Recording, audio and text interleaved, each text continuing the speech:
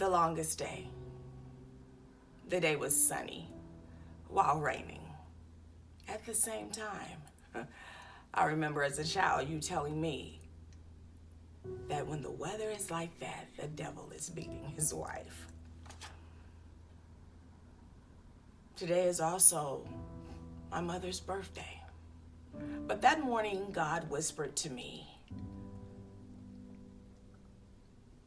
as he spoke in a very soft voice, instructed me he had made his choice to call you home to heaven this very day.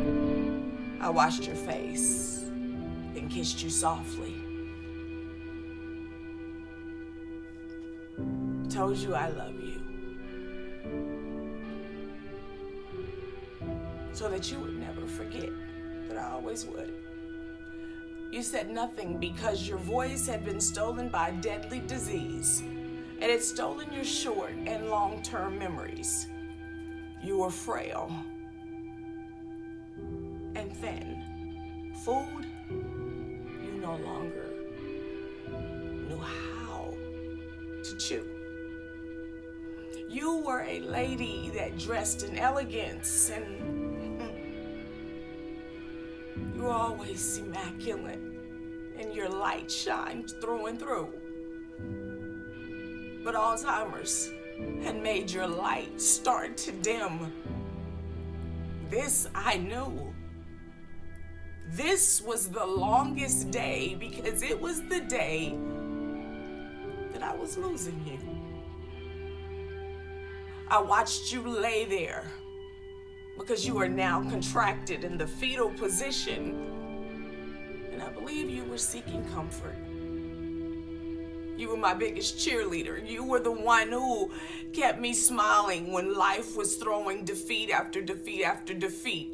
But you said, Stephanie, I believe in thee.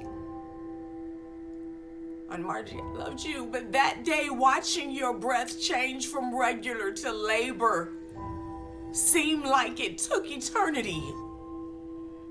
You wouldn't let go. You hung on tight. And I remember thinking, what else am I supposed to do? So I let you talk to my uncle and your only son too. And once again, your breathing changed. On the longest day, I held your hand, massaged your feet. I wanted you to know that you were loved and you were cared for and you would be missed.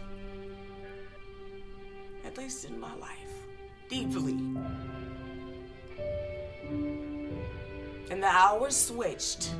It was a new day. Then you started doing this.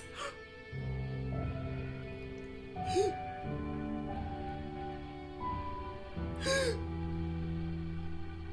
called the nurse.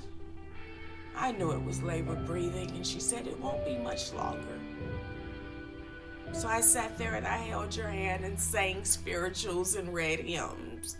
But I already knew that you knew God. I knew where you were going. You were heaven bound. But this was the longest day. Minutes seemed like months. Seconds seemed like years. I had no tears because I was excited that you would no longer be in pain and you would finally be reunited with joy. This was the longest day in my life, and still to this day it is. April 11, 2 years ago, while I held your hand, you took your last long breath. I don't know if you knew I was there, but it really doesn't matter.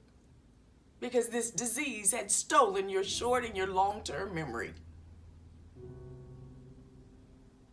But I thank God that I could just hold your hand and rub your back as you crossed over to meet him. I I believe that was the shortest day for you, but it was the longest day.